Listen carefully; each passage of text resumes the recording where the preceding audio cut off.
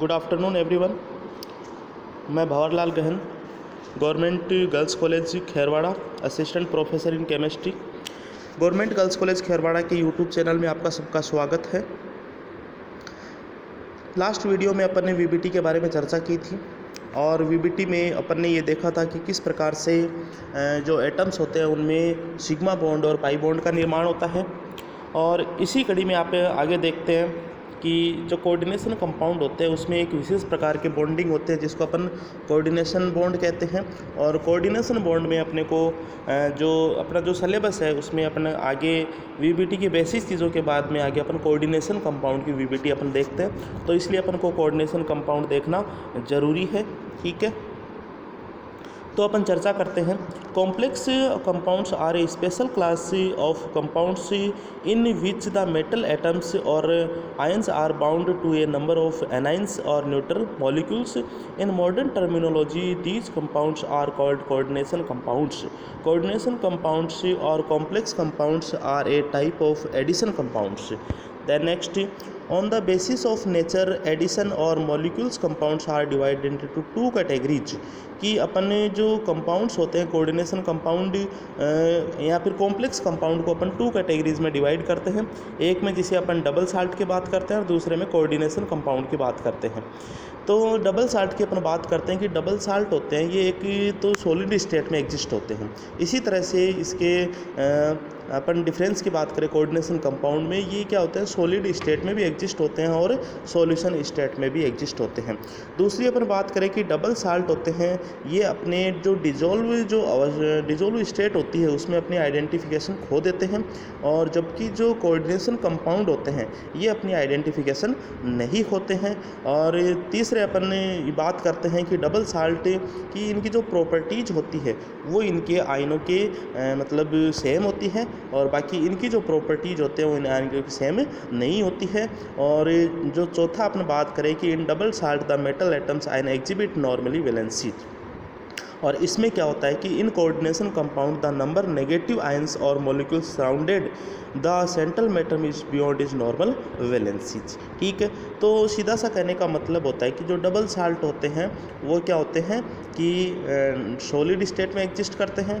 दूसरी बात डिजोल्व होने के बाद में आइडेंटिफिकेशन खो देते हैं। और तीसरी बात ये होती है कि इसमें कि जो आयंस होते हैं वो सेम इनके प्रॉपर्टीज नहीं होते हैं, जो कंपाउंड होते हैं उनकी सेम प्रॉपर्टीज नहीं होते हैं। ठीक है, और इसी तरह से कोऑर्डिनेशन कंपाउंड की अपन बात करें तो ये सॉलिड के अलावा सॉल्यूशन स्टेट में भी क्या होते हैं अपनी आइडेंटिटी रखते हैं, और जो डिजोल्व अवस्था में अपनी आइडेंटिटी नहीं खोते हैं।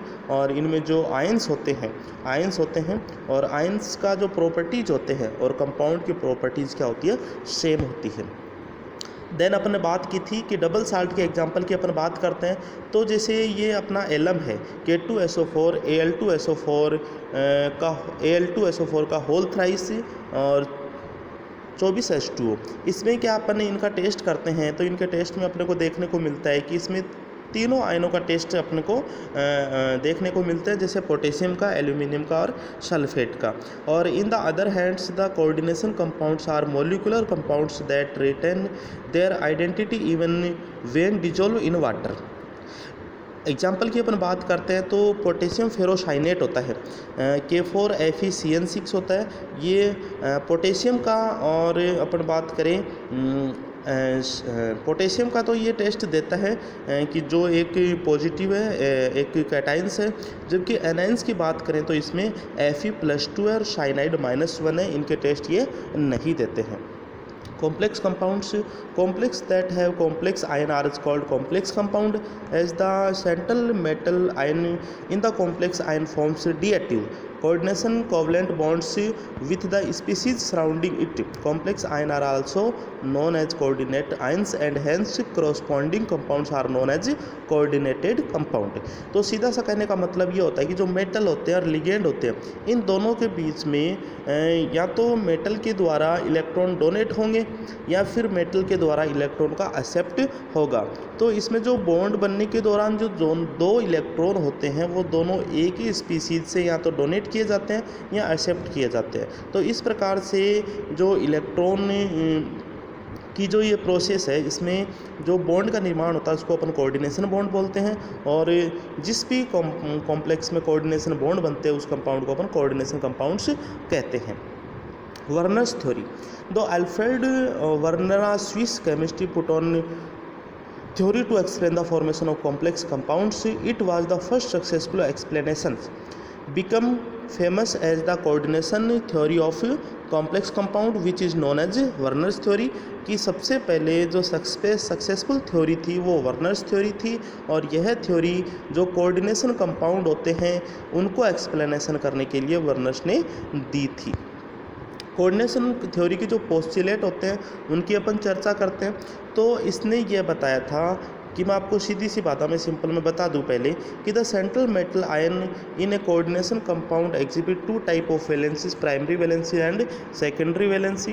Primary valencies are ionisable and correspond to the number of charge of the complex ion. Primary valencies apply equally well to simple salt and two complexes are satisfy by negative ions. अपने complex ये देख रखे हैं अपने diagram में COCl3 6NH3।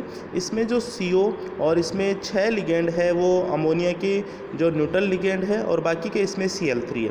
तो देखो सीधी सी बात है कि एक कोई भी कॉम्प्लेक्स होता है, कोऑर्डिनेशन कंपाउंड होता है, उसमें जो मेटल होता है वो मैक्सिमम 6 लिगेंड से जुड़ सकता है।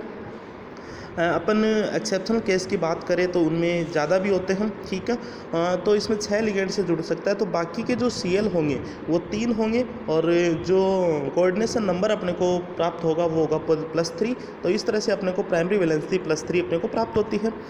Secondary valencies correspond to the valencies that a metal atom ion towards neutral molecules, negative ions in the formation of its complex ion. Secondary valencies are directional, and so a complex has a particular shape.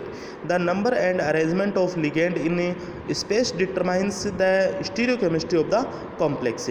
तो सीधा सा कहने का मतलब ये है कि जो प्राइमरी वैलेंसी होती है ये नॉन आयनाइजेबल होती है और नॉन डायरेक्शनल होती है, और ये जो कॉम्प्लेक्स होते हैं उनके ऊपर चार्ज के द्वारा शो की जाती है, और तीसरी बात होती है कि ये नेगेटिव आयन के द्वारा सेटिस्फाई होती है। नेक्स्ट बात होती है इसी तरह से जो सेकेंडरी वैलेंसीज होती है वो क्या होती है कि डायरेक्शनल होती है, नॉन आयनाइजेबल होती है, और ये जो सेटिस्फाई होती है ये होती है जो कॉम्प्लेक्स में जो भी लिगेंड होंगे वो न्यूट्रल भी हो सकते हैं, कैटाइंस भी हो सकते हैं और एनाइंस भी हो सकते हैं, तीनों के द्वारा सेटिस्फिकेशन होगा।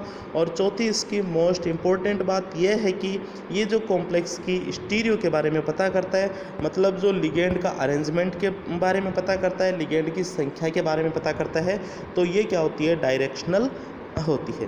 वर्नर्स थ्योरीज की अपन बात करते हैं तो वर्नर्स थ्योरी क्या होती है, एक बहुत ही सक्सेसफुल थ्योरी भी थी, ठीक है। और इस सक्सेसफुल थ्योरी के बावजूद भी इसमें कुछ न कुछ ड्रॉबैक निकल ही आते हैं। तो अपन देखते हैं कौन कौन से ड्रॉबैक थे। It does not explain why only certain elements from coordination compound, कि जो निश्चित एलिमेंट्स होते हैं, ठीक है, उनका एक्सप्लेनेशन कोऑर्डिनेशन कंपाउंड में कैसे होता है ये वर्नर्स थ्योरी के द्वारा नहीं किया जा सकता। देन नेक्स्ट 2 इसका ड्रॉबैक्स है, it does not explain why the bonds in coordination compound have directional properties. जो डायरेक्शनल प्रॉपर्टीज कोऑर्डिनेशन कंपाउंड की कैसे अपने को एक्सप्लेन की जाती है इसके बारे में वर्नर्स ने नहीं बताया था। एंड तीसरा जो ड्रॉबैक्स है, it does not explain the colour, magnetic properties and optical properties complex की ये तीनों चीज़ों के बारे में वर्नर्स थ्योरी के द्वारा पता नहीं चलता है। अपन एग्जांपल की बात करते हैं एप्लीकेशंस में, तो इसमें अपने को कॉम्प्लेक्स दे रखे हैं, देखते हैं अपन COCl3 6NH3 कॉम्प्लेक्स है, COCl3 5NH3 कॉम्प्लेक्स है, तीसरा है COCl3 4NH3 कॉम्प्लेक्स है, और चौथा है COCl3 3NH3 कॉम्प्लेक्स है। इनमें अपन बात करें तो इनमें जो पहला कॉम्प्लेक्स है इसमें 3 क्लोराइड आयन प्राप्त होते हैं, दूसरा कॉम्प्लेक्स है 2 क्लोराइड आयन, और जो तीसरा कॉम्प्लेक्स है 1 क्लोराइड आयन, और चौथा कॉम्प्लेक्स है इसमें कोई भी क्लोराइड आयन अपने को प्राप्त नहीं होता है। Primary valencies of CO is 3। हमेशा प्राइमरी इस कॉम्प्लेक्स की अपन बात करते हैं तो प्राइमरी वैलेंसी अपने को जो फर्स्ट अपने को जो कॉम्प्लेक्स है इसमें 3 प्राइमरी वैलेंसी होगी, सेकंड में 2 होगी, थर्ड में 1 होगी, और जो चौथा है इसमें कितनी अपने को प्राप्त होगी, सॉरी एक मिनट, इसमें अपने को सब में अपने को 3 प्राइमरी वैलेंसी प्राप्त होगी और सेकेंडरी वैलेंसी इसमें अपने को 6 प्राप्त होगी। Werner's theory. अब देखो अपन कॉम्प्लेक्स देखते हैं कि इसमें पहला कॉम्प्लेक्स अपने को देख रखा है कि COCl3 6NH3 कलर भी दिखा रखे हैं। बाकी वर्नर्स थ्योरी के द्वारा जो थ्योरेटिकल है वो अपन कलर की चर्चा नहीं कर सकते हैं, प्रैक्टिकली अपन कलर के बारे में पता कर सकते हैं वर्नर्स थ्योरी। दूसरा कॉम्प्लेक्स है COCl3 5NH3 पर्पल, तीसरा COCl3 4NH3 ग्रीन और चौथा है COCl3 4NH3 वॉयलेट कलर।